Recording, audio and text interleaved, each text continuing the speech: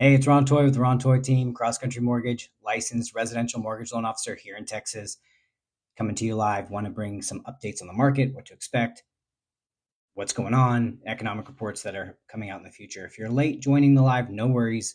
I will post these on my YouTube channel, which you can get on my uh, links and all that stuff on my profile. But let me pull up the first chart that we're going to go over today and go from there. So let me see. Let's go. Boom. And I want to go over what is important on each section so that you are aware. So when you're shopping or talking to lenders, you can ask the questions that are going to help make sure that you get the answers you need to make an informed decision. So let's go here. I'm going to move my head out the way so you can see this, so you can screenshot it and save the information. Here we go. Make sure you screenshot this, save it, and use it for your records. But what I've got highlighted, it starting at the top, is the UMBS 5.5%. 30-year, 100.35. That's the bond market price. So the coupon, when you're talking to lenders, you want to ask them when you're talking about rates, what is the bond market price and what is the coupon that this rate is attached to? So when you're seeing that, you see the UMBS 30-year 5.5%, that's the coupon. And 100.35 is the bond market price. Right now we're up, when I took the screenshot, 11 basis points. The higher that number, the lower the rate. So when you're seeing over here, what happened with rates over the last few weeks, well, they've steadily been going up. This is an inverse relationship on this chart. Different reports come out. Job market stronger than they expected, caused an issue. The 10-year treasury went up, and I'll show you that on the next slide. But this is why it's important to have these conversations with the loan officer, because people were talking about rates getting cut by the Fed, which happened, but they built in a 25 basis point cut weeks in advance. And the next Fed fund rate decision is coming out in November. And so we'll start to see some rallies, but there's plenty of room to the upside and on the 10-year treasury for a recovery. Let me show you that next. So we go on the 10-year treasury, you can see tons of room for the downside. We're about to have a stochastic crossover, which I've got highlighted there. And the higher that number, the higher the rates. So as we see back in September, that was low. Rates were doing better. It's minor, but we need to make sure we pay attention to this stuff because many people are being told refi now and then we'll refinance you later. You don't want to churn your loan. Make sure you have a right strategy in place. Sometimes it makes sense right now. Maybe it should wait till the end of October, maybe November, see how it goes. But nevertheless, it's about having a lock strategy in place. And you can see when you look at the yield premium, you can see what it was. It dipped, but it's on its way back up. So this is huge. What's going to impact the markets this week is certain reports. Now, it's not a crazy, heavy, busy week, but the Fed fund rate cut, it's going to take a while for that to really impact the markets and show any benefit. And so, but the good thing is that they're all talking about doing multiple cuts this year and into 2025. But this week we've got coming manufacturing data is going to be huge. The continuing claims, the jobless claims, initial jobless claims, all of this shows us a good pulse on what's going on in the economy. We've slowly had, and we've consistently had over the last 12 months and more, the inflation numbers coming down. But what has been strong was the job market. And unfortunately, one of the things the Fed is looking at is the jobs. Is it strong? Is it weak? And making sure that they don't overcorrect and wait too long to cut. And then we have a huge problem in our jobs. But here's the reports that's going to come out that potentially will have impacts on our jobs and our rates and all of that stuff. So I wanted to do this for us so that we can have these conversations. Get ready to ask questions. I'm going to get out the way. Hopefully you screenshot it. I'll go through each slide just in case you just joined so you can screenshot it. So we'll go back to the current chart right now. 10-year chart, 10-year treasury, the yield spread, and of course the economic calendar. Boom. All right, so now we're done with that. Got questions, put it in the comments. We'll go from there, but let's see. What do you think about the ghost job market? It's an interesting dilemma that we're seeing online as a way to manipulate the current job force, because if you look at which all of this stuff is tracked on the BLS. When you look at when job stayers or job transfers, what they're getting paid in comparison when they do leave, that number's been coming down. And I think some of it has to do with some of those manipulative tactics that companies are doing. Yes, sir. And so that's the part where it's important to really study these things so that you know what's going on and you're able to make decisions that align with your current and long-term goals. And so the jobs market has been an issue. And so a lot of companies have been posting job openings, even though there aren't job openings. And it's showing that there's just, in a way, I've heard that they're doing that in order to control their current employees to be like, oh, look, we're hiring. You got to do your job or you're going to be in trouble. So it's just an interesting dynamic to deal with as we continue throughout this market and economy because inflation's coming down, but it is what it is. Absolutely. Yes. What's really cool about everything with that is, you know, her devotees are very open to helping and educate, and there's lots of information online and different videos, so it's awesome. But hey, everyone who's joining, my name's Ron Toy with the Ron Toy team at Cross Country Mortgage. I'm a licensed residential mortgage loan officer here in Texas. I'm here to answer questions, talk about the market, talk about the interest rates, and anything else people want to ask about. I'm not just a loan officer. I'm a person who has vast and varied interests and love to go from there. But yeah, you're from Texas, Samantha. That's awesome. What part of Texas are you in? I vaguely remember also Celtic paganism is open. Yeah. And that's the part where a lot of different practices are open practices. But it's a good thing to pay attention and respect to the people and where the practices originated from. So you're not treading like, especially being a white cis male in the United States. It's something I'm very cognizant about to make sure that I am very aware of certain things, especially with different practices. Cool. Yeah. Fort Worth, it's booming, man. I was just over there looking at an investment project for something I'm looking at, and we were talking about the prices. And back in the day, you could get a decent house in some of the parts of Fort Worth, especially the south side. And now it's just gone up like crazy, and it's intense. But hopefully things are going to take a turn for the better here in Texas. But yeah, there's amazing opportunities even still, and depending on where people are at, some of the stuff I like to talk about on this live and other ones is like, what are people experiencing? So sometimes people don't realize, especially in certain areas, that the cost to build ground up is less than renovating in most cases, especially here in North Texas. Like I was looking at this analysis, and ground up construction you can get for like 125 a square in decent level build out. But like renovation is like $300 a square and up. And so it's like, why would people want to go through the long process and headache of renovating when they could, in essence, build? And there's programs like one-time closed construction loans, especially with veterans, where you can get into a house, finance the land, have it built, and not have to put a down payment, which is huge, saves a ton of money. But yeah, especially if they have land already, you can use that as if you're not a veteran to help offset some of the cash to close, which is huge. Yeah, I mean, what's crazy, I freaking 15 years ago, I lived in Fort Worth, and the house we were looking at that I was looking at was like 40 grand, and now it's almost 300,000. It's insane. It's crazy, but it's good for people who own. It's something that has to be aware of for people that are looking to buy. I live in Hurst, Bedford. Yeah, that's a great area as well. Like, and with all the updates to the traffic flow on 121 and 820 and having the toll road open has made it to where it's not as crazy, because roof snow driving up in that road used to be a nightmare on 820. But the property values in the Hurst, Euless, Bedford area, the HEB area, has been amazing. I live in the states that have expensive. Yep.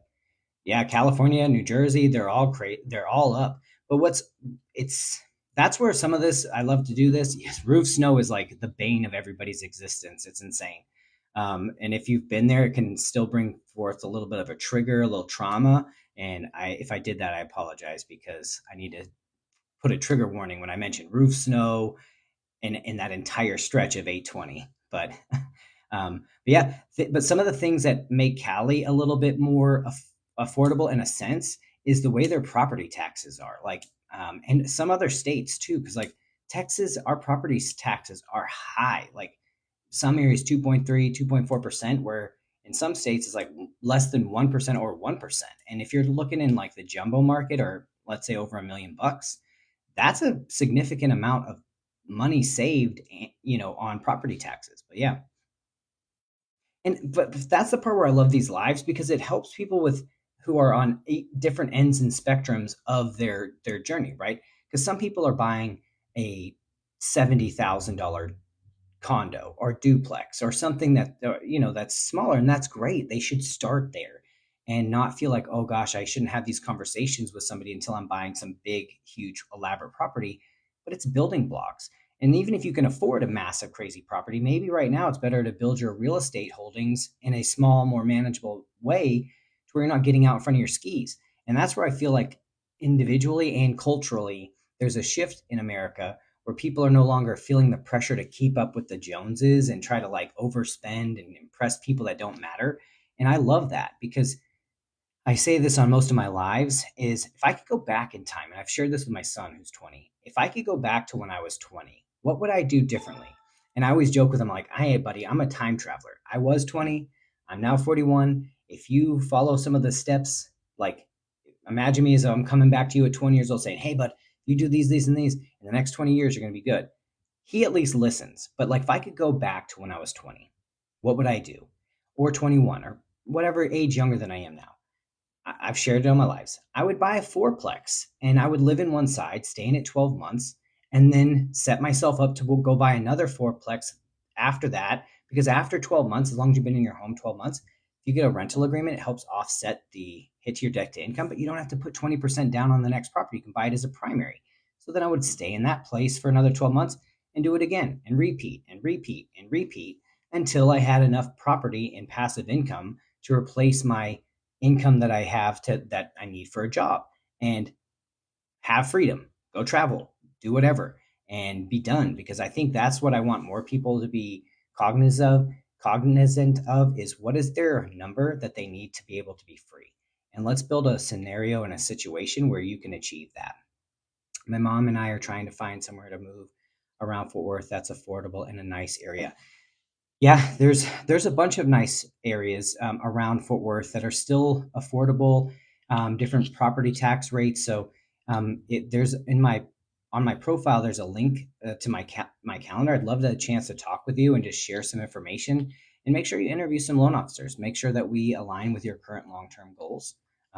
There's a bunch of great loan officers on this app, and I'm here to be one of them. But there's great areas everywhere. It just depends on what your goal is, how long you plan to be in the home, and go from there. But yeah, Texas is great. And there's the thing that's been consistent about North Texas is that we're insulated from a lot of the hits to the economy because we're really service based. So with the restaurants and industry that's here, we really are insulated from a lot of the drama that happens around in other states. And so it's our property values consistently go up. And whenever we have our consultation, once I find out some of the areas you're looking at, I can send you some market analysis of each of those areas so you can make a decision again that aligns with your current long-term goals. But depending on when your timeline is, and there's so many awesome construction loan options where you can build your own custom home for less than the cost of trying to find a decent house and renovate it or do whatever. Because new construction right now, some of the homes are just, they're building it for people who want these massive living rooms and massive kitchens and massive spaces that don't add value instead of putting bedrooms and nice closets and things that actually help with the living situation. But you can build custom and be at or better than the price for these big box construction companies. And there's programs out there for you. And the same minimum amounts down and programs if you're in the USDA area. So it'll be good to talk. If anyone has questions, feel free to put them in the comments. Thank you so much, Samantha. It's been awesome so far. Ask away as many as you want. That's what I'm here for on this live. Talk about the market, interest rates, what the Fed is going to be doing, what they've alluded to, and how it impacts. Because a lot of people were sharing on this platform, myself included, about the Fed cutting the Fed fund rate. And that's different than the interest rate. The Fed fund rate is the intraday trading rate between banks, like what they lend each other overnight. And so that really impacts short-term loans like car loans. And car loans are a big was one of the big leading factors to our inflation data. If you go back and look at the different CPI and PPI and PCE reports, you'll see that car loans and used car prices were one of the biggest indicators of inflation, along with insurance costs. And so insurance costs have been going through the roof because back in the day, if you had a small fender bender, a couple grand. But nowadays, with all the technology that's in cars, there isn't a $1,500 to $2,000 repair anymore. Everything's 10,000 and up because you got to replace sensors and all of the mechanical work, which is better for safety, but it's going to cause insurance costs to go up. But it shouldn't be as much as what they're doing right now. And that's just been detrimental, especially with homeowners insurance. Like the fact is, like, that has been such a drastic. I've seen clients where their homeowners insurance doubled in 1 year, and that's scary, especially if you were in a new home and now your roof is 1 year older. Because you got to remember, that's why it's important when you buy a house. If you're on a fixed rate mortgage, your mortgage is fixed, but your payment can increase every year because of property taxes and homeowners insurance. And you can shop your homeowners insurance every year, and to make sure that you're getting the best rates and numbers. But every year, your roof is 1 year older, your house is 1 year older. So there's some costs that go into potentially insuring it. And that's why you got to make sure you talk with your insurance company annually and get that quote updated, as well as because your home appreciates in value every year. You want to make sure you have the right levels of coverage in case you do have a catastrophic loss and you're not in a bad situation. Because many people, when they first bought their house, maybe it was 100 or 200 grand and they've been in it 10 years. Well, now their home is worth $500,000 and they might be grossly underinsured. So that's something they need to review with their insurance agent. If you're here in Texas, I have a fantastic one I can connect you with just to do a review of your policy. But what's really cool about, and for loan officers, realtors, and clients that are here in Texas, October is here. And so October is when property tax bills start coming out in Texas. And that can impact our refinances and our purchase transactions because depending on if the bills are actually out yet, it will change the way that we have to set up the escrow accounts and the proration credits. So it's something to keep in mind. If you do escrow, don't be worried if you're a client who gets a tax bill. That's for your records. You want to keep it. But if you close this year, it is important to review paragraph 13 of your contract because it talks about the proration credits. Because sometimes before the tax bills are out, the title company might do a proration credit based on X, Y, and Z. You might be owed a bigger credit. And where you'll find that is when your property tax bill comes out. Now you know the actual bill for this year, and you can go back to you can have your agents go back to title to go get that extra credit from the seller. You are entitled to. It's already contractually agreed upon in the TREC contract, paragraph 13. New builds are a little different. They are aggressively protective of the seller, which is weird to me that Texas would allow the sellers in a new build to have so many protections and leave the buyers kind of high and dry. But for someone who bought a 1 to 4 unit property in Texas, paragraph 13 of the contract is where you'd want to key in on to see if you've got your proper proration credit. And this is a great time for loan officers and realtors to have that call with their client. Hey, did you get your property tax bill? No worries. Once it comes in, let me know so we can make sure that we got you your appropriate amount of credit on your closing disclosure. It's a great thing. I've helped my clients get hundreds and hundreds of dollars back each year by going back and looking at that for the closings in that current year. Again, it goes to paragraph 13 of the TREC contract. But yeah, questions, put in the comments. I'm here to answer them. Go from there. But again, as a loan officer who's here to provide value, not necessarily try to get your business, I want to earn your trust first and have conversations and then go from there. What states do you cover? So I can do originate loans in any state, but I specifically focus on Texas because it's just, I like to give the most amount of service. But if you're in another state, you can contact me and I can connect you with a person that's in your state because nothing against people who are licensed in multiple states. Most of us can do them in every state or multiple states. It's just that if you specialize in one, because there's intricacies in every state, like is the state like our state, it's a community property state that has a lot of different rules. Is your state an attorney state where you have to close at an attorney office? And if somebody's not in an attorney state and they're doing originating a loan that's in a different state, there's just little intricacies that could be missed. And I really value the customer service experience over my commission check. So I would rather you be with somebody who specializes in that state than me to try to just get a deal out of you. So if you're in a different state, I'd happy to connect you with somebody who specializes in the state, or work together and go from there. But it's up to you. Reach out to me. My contact info is on my profile. Happy to have a conversation with you and explore more. But yeah, if you have questions, put it in the comments. We'll talk. What do you think about the market? Are you renting? If you are, how much are you paying in rent? How long have you been renting? If you own, how many advertisements have you got from refi people? And would you like information on how to stop getting those types of annoying mailers and telephone calls, which are based off of trigger leads? That's the most freaking annoying thing for us in this business, is the fact that credit bureaus sell your data to companies and they're labeled as trigger leads. So like when you apply, there's companies out there that buy that trigger data from the credit bureaus and then will solicit you and say, oh, we got your information that you got an app turned in. They're not being transparent, letting you know that, hey, we bought a trigger lead and we have no business relationship with you. We just know that we got your basic public information and now we're trying to reach out to you.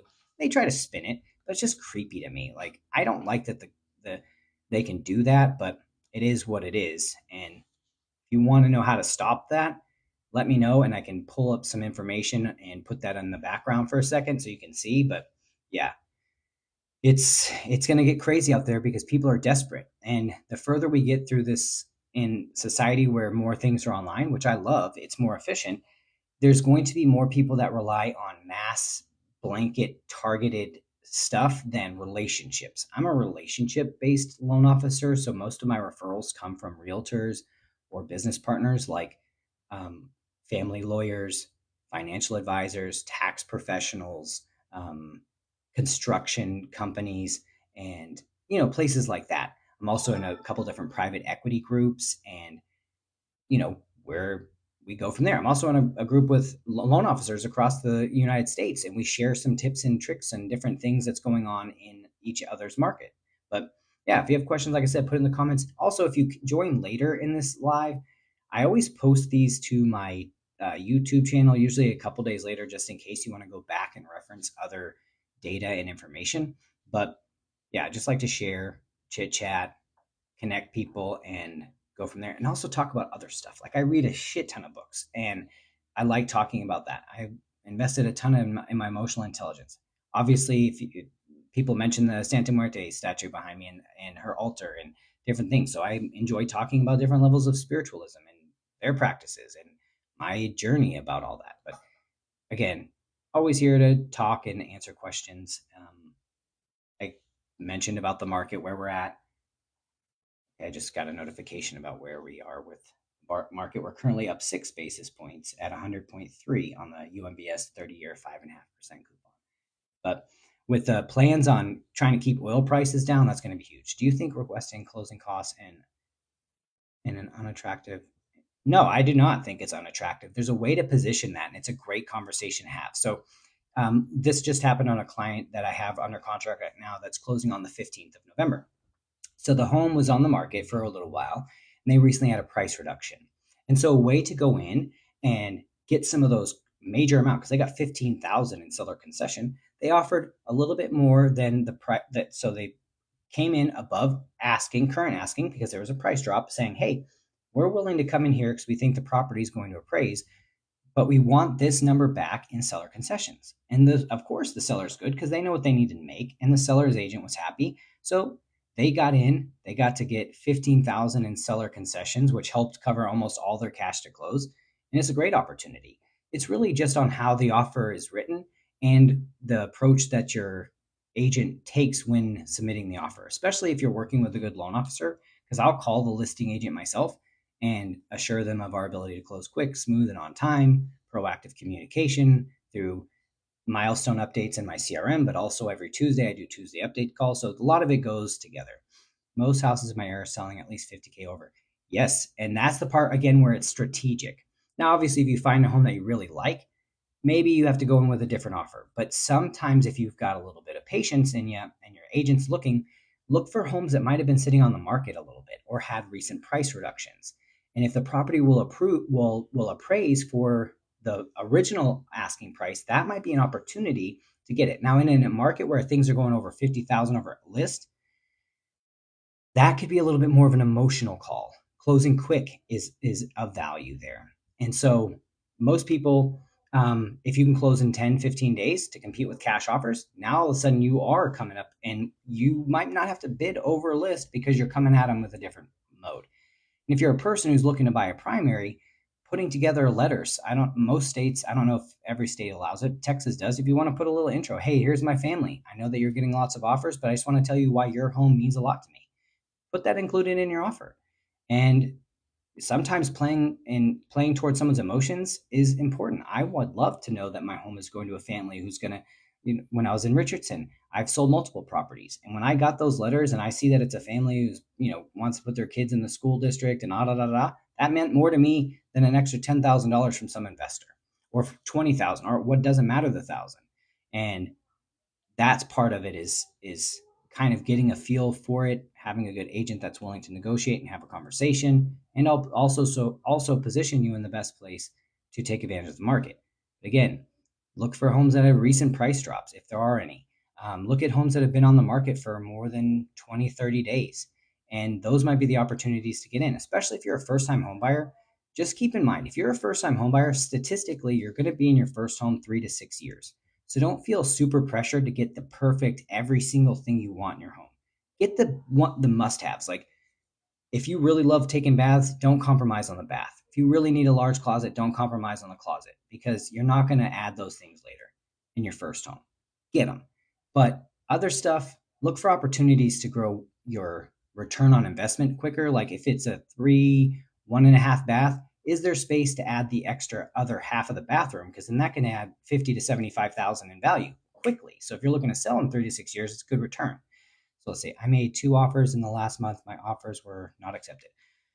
That can be frustrating. Statistical average 3 to 10 offers is before the first is accepted. Some things that can help you get your offer accepted is having your buyer's agent and your lender work in tandem to call the listing agent when the offer submitted to assure them of their ability to close quick, smooth, and on time.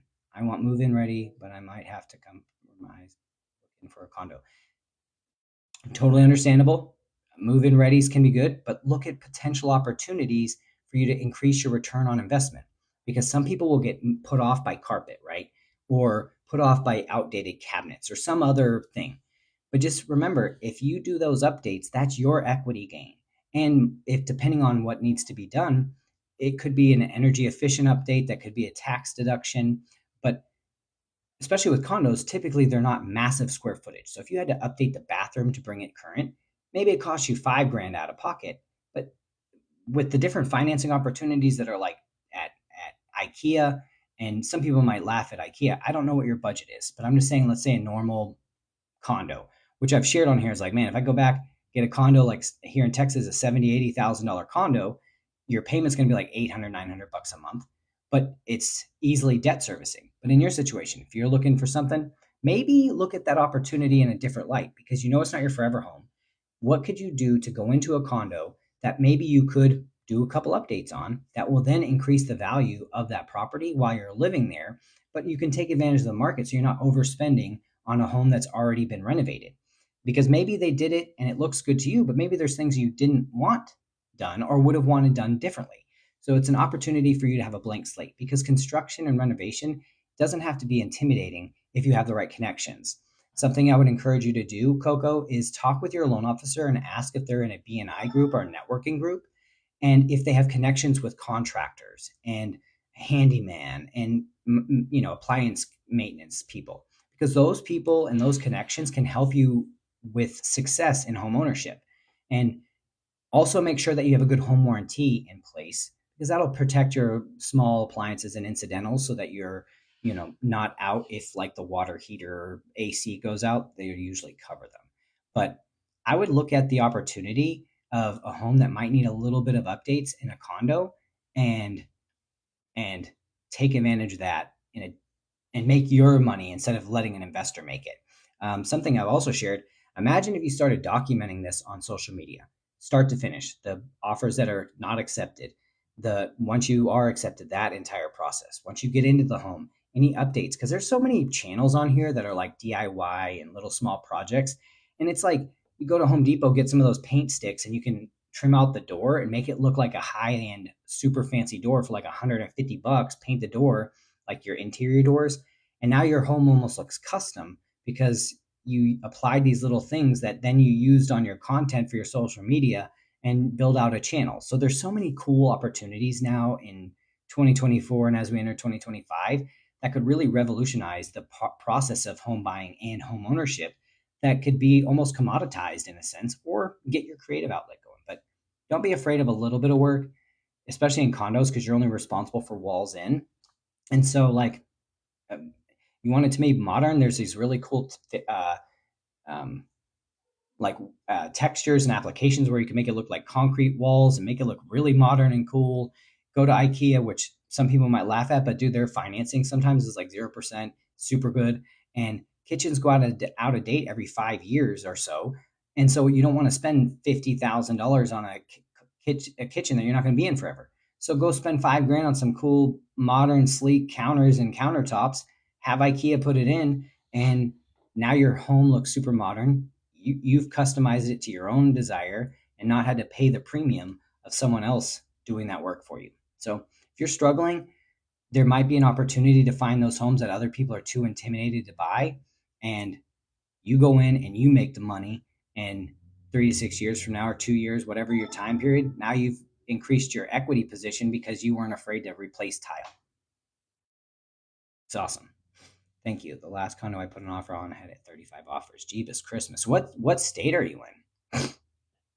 I've got some tips and to see the situation, because in that situation where you're getting 35 offers on condos, I'd be looking at the different Connecticut. Connecticut, of course, it's tough up there. I'm originally from Tingsboro, Massachusetts. I lived in Providence, Rhode Island, right down the street from Brown. So, and been to Connecticut many times. It is tough, especially in that market, in that economy.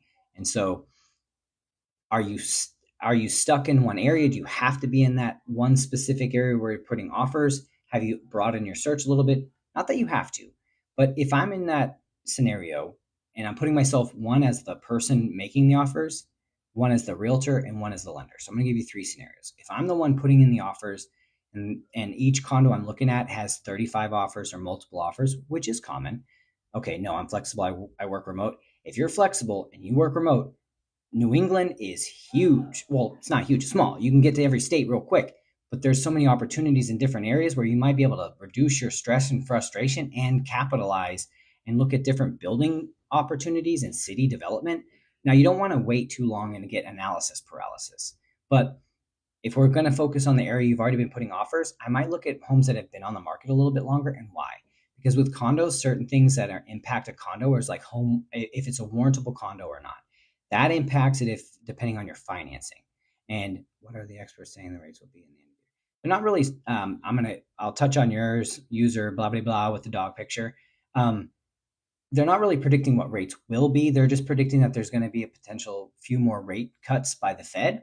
But many people are talking about over the next 3, 6, 12 months into 2025 that the interest rates for mortgages should be back into the 5s, maybe potentially 4s, but most of us are talking in the 5s, and that's great. The statistical average for interest rates over the last 30 years is between 7 and 8%. So anything where we're at now, which is in the low 6s, is good. Obviously, we want to see rates get better. But going back to the Connecticut conversation, if I'm in a place where I want to be, and there's multiple offers, I'm looking at different opportunities. Maybe if you're looking for a 2-bedroom, 2-bathroom condo, how many condos are out there that are 1 bedroom with a study and a 1.5 bathroom? And if they are, is there enough space where maybe you could put in some of those cool like glass wall partitions and make it into an actual bedroom and built-ins and make it a full 2-2, or convert the bathroom? So there's some interesting dynamics to look at, because the more specific that you know your needs, it might help you find and eliminate some of the ones that are more aggressively sought after. And if you're open to different areas, something that you could look into is the economic development plans for different smaller cities around yours, because as population growth happens, obviously things expand. And so if you can get on the outskirts, but you know that there's economic investments in business, like here in North Texas, Universal's going in up in Frisco. There's all this investment in Frisco. So everything around Frisco and north of Frisco is booming. Well, we knew about this 5 years ago because those plans and the developments for the city had to be filed and debated and voted on. So you can get ahead of that if you're working with a good realtor who's going to communicate with you and tell you what's going on in the city planning around the area. If they don't, that's okay. It's an opportunity for that realtor to get better and to do work for you because they got to earn their commission. And so have a conversation with them. But if you're in Connecticut, you can work remote, you have flexibility. There's so many opportunities out there for you to find the right place without overspending and be able to capitalize on your initial investment, save you some money. But the key is knowing exactly what you must have and what you're flexible on, and then making a plan around that. But if I'm in a place where there's multiple offers, I'm looking for the opportunity where people are afraid, because where people are afraid, there you can make a lot of money. And again, I like to make the return versus someone else's, but that's because I've experienced doing this. And if you've got any experience with it or have the right connections, because you don't have to actually have the physical experience. If you have the right people in place, if you have the right loan officer, right realtor, and they have connections with contractors and specialists, you're going to be set. Rely on them. Hey, connect me with your contractor, connect me with your plumber, connect me with this person so I can get estimates and bids and put out a budget and properly plan for your home ownership. And it doesn't have to be stressful. Just depend on other people instead of trying to figure it out for yourself. Your time is valuable. There's a lot of people out here who have invested in it to be their specialist. And if you just delegate that tasks, you'll be good and go from there. But yeah, feel free to reach out to me. And even if we're not working together, I'll still provide you with updated information and some ideas to present to your loan officer to have conversations, especially in the offer place, because that is one of the key. You got to remember reciprocity points, the high emotional situations. Each person on each side of the deal is going to have their own fears and concerns. And as a seller, their concern is, will I get what I want? Will I net what I want? Will the deal actually close? And am I making the right decision? So if you can get ahead of those concerns, it can really, really help. You have been more helpful than my realtor. Dang, I'm so sorry. And that's the other part too. Like, have a good conversation with your realtor and go deep with them, because sometimes as a realtor it can be overwhelming and it's a lot stressful, and their commission's on the line too. And so that's again going in and putting yourself in each person's position as a realtor. Depending on how many deals they close, this could be their only paycheck, because like realtors are 100% commission. Same thing with lenders. So if we don't close, we don't eat. And the problem is, if they're greedy and they're only not saying that your realtor or lender is, but if that is their main concern, are they putting your best interest ahead of anything else? And if not, they're not doing a good service to you. But that's where you just want to talk with them and say, hey, look, this is my concern. What can we do to overcome these objections? Because you've noticed we've put in a lot of offers, and go from there. My realtor's a family friend. Honestly, I'm regretting it. They work for you. Sometimes going with a family friend is not the best move, and that's okay. You start somewhere. But now you've got an experience with some of the things you've appreciated from that realtor and some of the things you didn't. So when you're interviewing future realtors, you can address those up front. So what I always suggest, especially with clients, even when they're talking to multiple lenders, is ask them important questions. How long have you been in the business? How many sides do you typically close in a year, in a month? What has been your biggest success? What has been your biggest failure? What is your vision of the market? How do you see what's your goal for me in our long-term relationship? And just dive in deeper into that. Because if somebody does 1, 2, 3 deals a year, because the average realtor is closing maybe 3 to 6 sides a year, which isn't good. And you want to work with somebody that's closing 50, 60 deals a year, because they have experience in the market and they understand what the offers are going on, and they have relationships established with other agents. And that could be a situation too. So if you're a family friend, not saying you shouldn't work with them, but do a little digging, find out how many deals they're actually doing. And if you want to help them out, cool, continue working with them. But remember, this is one of the largest financial decisions you make. Statistically, you'll do it 2 to 3, maybe 4 times your whole life. take that seriously. Like, if I'm having heart surgery, I want the best, not my family friend. And a lot of people say, well, buying a house isn't heart surgery. Well, I bet you how much you're probably looking to spend on your condo in Connecticut. It's probably north of 250, 300, maybe even more $1,000, which is the cost of a heart surgery. And I take that seriously. So don't be afraid to fire somebody and make the decision that's best for you. Um, and sometimes it's not always the family friend or the cousin who's a realtor, but are they a full-time realtor? Are they out pounding the pavement? Are they making relationships with listing agents so that when you submit an offer, they understand what they're working with? Because that's the other part. In a deal, there's going to be there's on average 8 companies and 32 people involved in every closing. And so as a loan officer, we are in charge of trying to help manage the communication between each party to make sure that the closing goes smooth and happens on time. And there's a lot of emotions on everybody's side. You got the buyers, the sellers, the inspectors, the appraisers, the insurance, your homeowner's insurance, all of this stuff. And especially with condos, you got to make sure that that condo docs are there and it's a warrantable, or if it's not warrantable, what are you going to do if it's not? So many stress points. But if your agent can reach out and proactively communicate with the listing agent and assure them of the things that they're going to be concerned with. If it's a condo, has your realtor talk to you about warrantable versus non-warrantable condos? If not, have that conversation with them. Hey, I heard on live today from a loan officer was talking about warrantable versus non-warrantable condos. What does that mean to you? Because if the listing agent on the other side knows it's non-warrantable and they see an offer come through, they might not even accept it if they're worried if the other person can purchase in a non-warrantable condo.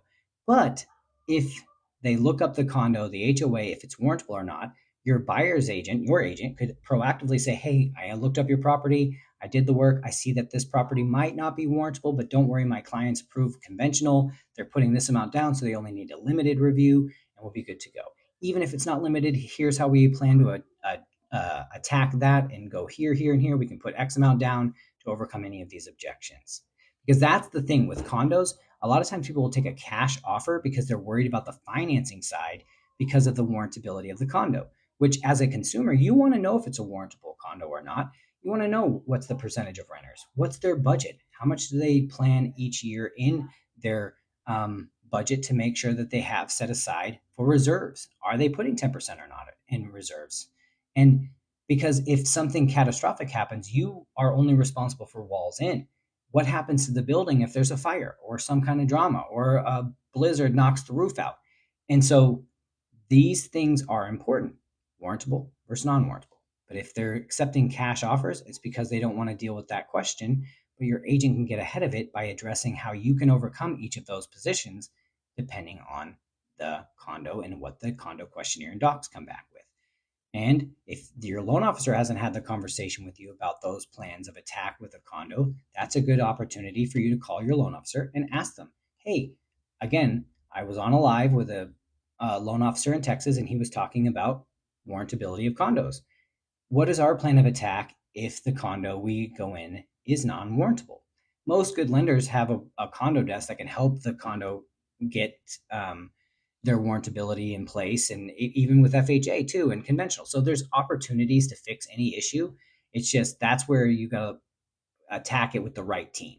And you can't be doing is you got to focus on work and making your money. You need to have a team in place that's going to take care of the rest. But yeah, thank you so much for your questions. If you got more, put them in the comments. Everybody who's joining, my name is Ron Toy with the Ron Toy team at Cross Country Mortgage. I'm a licensed residential mortgage loan officer here in Texas, doing it 10 years. I've helped about 2,000 families with their home investment journey, and I'm here answering questions about the market, rates, economic calendar, and anything that you want to ask about. Books, emotional intelligence, complaining about, whatever. I'm here, but mostly talking about the mortgage market. And again, some people were afraid to buy because they were listening to what was going on in the media, talking about home price crash and all this other stuff, which isn't happening because there's not enough homes available. The inventory issues are causing home prices to continue to go up, which is good for homeowners because our equity positions look great. This is the most amount of equity that are in homes ever in the history. The average person is sitting on about 40 to 50% equity, which is huge. It's amazing. But that also means that when rates continue to come down. Every 1 point drop in rate brings another 2 to 3 million buyers back to the market, increasing prices 2 to 5%. So if you're waiting to time the market to buy for the slightly lower rate, that can end up costing you big time, because maybe a 1 point drop in rate saves you $200 a month. Okay, great. For 12 months, that's $2,400. But if it increases the price by 5% and you're buying a $300,000 house, that's $15,000. So would you rather save 2,400 or make 15,000?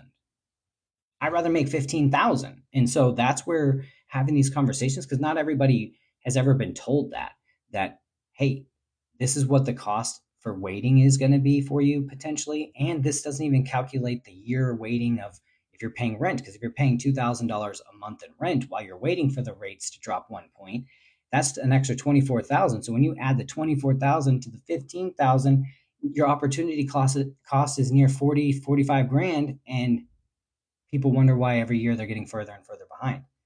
And that's where I want to help save people that headache, so that they can help get off the fence and not worry about making the perfect decision, and just make a decision that aligns with their current and long-term goals. If your budget is X and you're not finding something, great. Buy what you're currently renting. Buy something that's in that price point. Buy under budget, then use it as a rental property 12 months from now. And at least you've had built a way to help reduce your tax liability, because you own a home. Now you can itemize your taxes depending on your deductions and all of your tax situation. But you have a property, interest, property taxes, all that stuff can be a tax write-off. So talk to your CPA and see where your price point needs to be, but build your real estate portfolio. Don't feel like you have to go and spend 700 grand on your first house if you're not 100% sure. But don't rent. Buy a condo, buy a duplex, and use that for 12 to 24 months until you find where you want to be. But at least you're building equity, and you can sell, take money out, and go use it to finance your next one, springboard retirement. Like, there's so much opportunity, but renting is not the solution, because if you're renting, you're paying a mortgage. It's just not your own. But thank you to everyone who's joined. I'm probably going to be on for another 5 minutes answering questions, but just wanted to share. I'll go ahead and pull up the charts for the new people that are joining, and share that in the background in case. And I'm going to get out the way so you can screenshot it. And I'm going to walk you through this again. When you're shopping rates, you want to talk to you want to talk to the loan officer and say, what is the bond market price, which on the highlights you see is 100.35, and what coupon is this rate attached to? On this one, you can see it's the everybody's trading off the same stuff. It's the UMBS 5.5%, 30-year 5.5%. The reason why the time is so important and why you want to ask that question, because if you call somebody at 9 in the morning and someone else at 2 in the afternoon, the pricing could be so totally different. And if you want to give an apples to apples comparison, you want to know what's the bond market price, so that you can then, if it's a disparity because of timing, you can call the other person and be like, hey, what's the rates now? This is important to know. You can see the drop in when this chart has an inverse relationship. So the higher this number, the lower the rates. The lower this number, the higher the rates. So as you can see, it dropped. So rates went up a little bit. Not massive. We did have a drop because the Fed fund rate, yes, was cut, but it was baked in weeks before. And then we had some positive job report data that threw the market for a loop. Let's go to the next slide. Boom. Here's the 10-year treasury. This is an important tool to track, because the higher this number, the higher the rates. The lower this number, the lower the rates. And as you can see, it went up, but we have a lot of room to the downside, and we have the potential for a stochastic crossover depending on what happens. And that could be huge, giving us a nice rally, helping us to get better pricing and rates to continue to fall, especially if the Fed cuts the Fed fund rate in November, which they will because they have to. The next one, the yield. This is important to know because this shows you how valuable the coupon is, the treasury. Where's the yield at? As you can see, it was higher in September when after the cut, then it took a dip, but we're coming back. This is great. This is good news. The economic calendar. Not much, but enough. Continuing jobless claims, all of that can impact the bond markets. So hopefully you found that valuable. If you have questions, put in the live in the comments. You can go back and reference any of this because I'll put it on my YouTube channel if you came late. You can book a time to speak with me. If you go to my profile, there's a link for my calendar, my website, all the jazz is on there. So go ahead and go over there and click it and do the things. But try to come live a little bit more consistently as the market continues to do its thing, especially here in Texas with property tax bills coming out. That causes some confusion, and want to make sure you get the most tax proration credit possible. So, again, thank you for joining. Thank you for engaging. I'll see you guys tomorrow. Talk to you soon.